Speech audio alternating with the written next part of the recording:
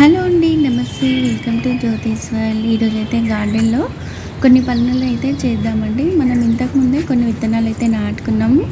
వర్షాలు మొదలైనాయంటే మృగశిల కార్తె వచ్చిందంటే ఇంకా కొత్త విత్తనాలు నాటుకోవాల్సిందే. మన కొత్త పంట రెడీ చేసుకోవాల్సిందే. వర్షాకాలం కోసం మనం పంటనైతే సిద్ధం చేసుకోవాలి కదా! ఇంకా మనకి ఎండాకాలం కాపంతా అయిపోయింది కాబట్టి ఇంకా వర్షాకాలంలో వచ్చే కొత్త కొత్త పంటలని ఇప్పటి నుంచి మనం సిద్ధం చేసుకోవాలి. ఆల్రెడీ కొన్ని మొక్కలు కూడా మనం నాటుకున్నాము. కొన్ని తీగ జాతులు కూడా విత్తనాలు నాటుకున్నాము. ఏంటంటే కిచెన్ వేస్ట్ నుంచి కాబట్టి కొన్ని కంటైనర్స్ ఖాళీ అవుతుంటే చేసుకున్నాను. ఇంకా ఇప్పుడైతే కొంచెం ఎక్కువ మొత్తంలోనే గార్డెనింగ్ ఎక్కువైందని చెప్పొచ్చు. కొన్ని మొక్కలు అటు ఇటుగా మార్చి మనం ఇంకా ఆకుకూరలు అదేవిధంగా కూరగాయలు కూడా ఎక్కువ రకాలైతే వేసుకున్నాము. ఈ కిందున్న వాటిని అన్నింటి కూడా కొంచెం స్టాండ్లపైకి మార్చుకొని అదేవిధంగా కొన్ని తీగ జాతులు కూడా చిక్కుల్లోనే 5-6 రకాల విత్తనాలు అయితే పెడుతున్నాను. ఇంకా అదేవిధంగా మనకి గార్డెన్లో ఒక సర్ప్రైజ్ వచ్చిందండి. వీడియోని స్కిప్ చేయకుండా లాస్ట్ వరకు చూడండి. నేనైతే ఫస్ట్ టైం అది చూడడము, మీకు కూడా చూపిస్తాను. ఇంకా ఈరోజు ఏంటంటే వీడియో ఇది ఫస్ట్ టైం గార్డెనింగ్ చేసే వాళ్ళకి ఉపయోగపడుతుంది. ఏంటంటే ఇది మనము పంట నాటుకోవడానికి ముందే మనము ఏ విధంగా మట్టిని సిద్ధం చేసుకోవాలి, ఇట్లా వేసుకుంటే ఎప్పటివరకు మనకు కాపు వస్తుందని తెలుస్తుంది. చూసారు కదా, సర్ప్రైజ్ అన్నది ఇదేనండి. ఇది చామగడ్డ మొక్క అయితే దానికి ఈ విధంగా పువ్వు రావడం నేనైతే ఫస్ట్ టైం చూస్తున్నాను. ఇదివరకు ఎప్పుడు కూడా రాలేదు. ఇన్ని సంవత్సరాల నుంచి చామగడ్డ హార్వెస్ట్ చేసినా కానీ ఎప్పుడు మనకి ఇట్లా పువ్వు అనేది రాలేదు. ఈసారి ఏంటో మరి కొత్తగా వచ్చింది. మీ గార్డెన్లో కూడా వచ్చిందా ఇది? అది ఏంటనేది మీరే చెప్పండి. మనం ఇది నాటుకొని 4 నెలలు అవుతుంది. అయితే ఇంకా నేను దీన్ని హార్వెస్ట్ చేద్దామని చూసేసరికి సడన్గా పువ్వు కనిపించింది. ఇంకేమో విత్తనాలు వస్తాయా ఏంటనేది అట్లయితే ఆపేసినది. నెక్స్ట్ వీడియోలో చూపిస్తాను మళ్ళీ ఎట్లుందనేది. ఇంక ఇక్కడంతా కూడా టమాటా నారు సిద్ధం చేసుకున్నాను. గోకరకాయ ఇట్లా చూడండి, బీన్స్ 2-3 రకాలు. ఇంక ఈ ఒక్క మొక్కలన్నీ తీసేస్తాను. ఇంకా వాటికి కాయలు ఉన్నాయని ఇంకేం చేసిన అంటే మనకి ప్లేస్ తక్కువ, మొక్కలు ఎక్కువ పెంచాలని ఆశ కాబట్టి కొంచెం ఎరువులు ఇచ్చుకుంటూ ఆ విధంగా ఒకే కంటైనర్లో 2 మొక్కలు అయితే ఉంచిన పర్వాలేదు, బాగానే వస్తున్నాయి.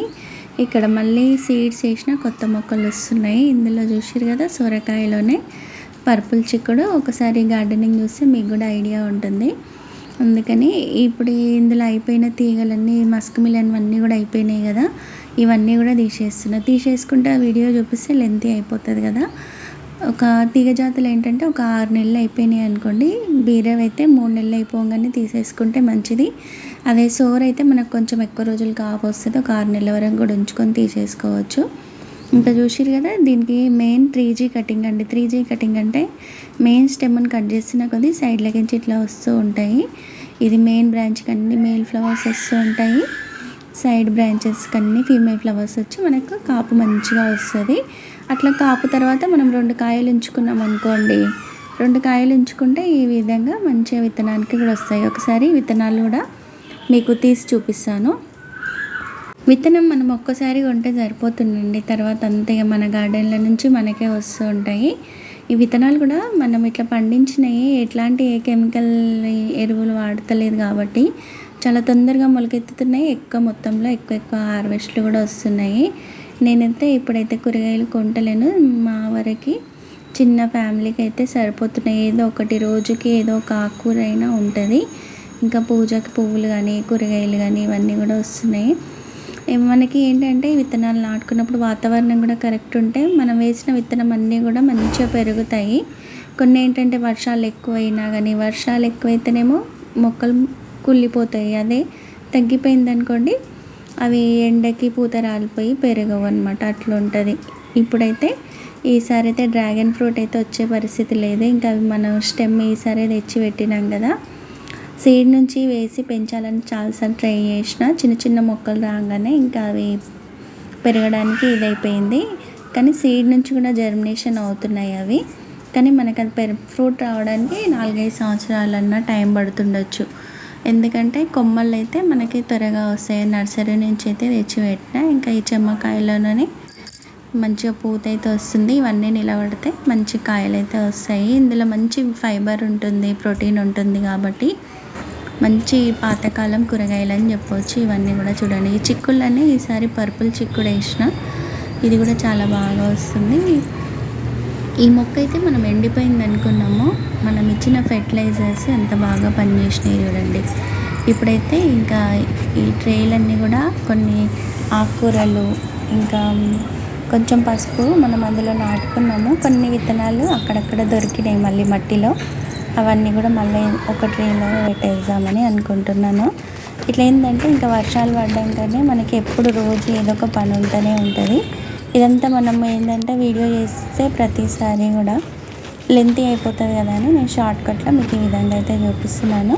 నెక్స్ట్ ఇయర్కి అయితే ఇంకా చాలా ఫ్లవర్ సీడ్స్ వస్తాయి. చాలా కలెక్షన్ అయితే ఈసారి పెట్టిన.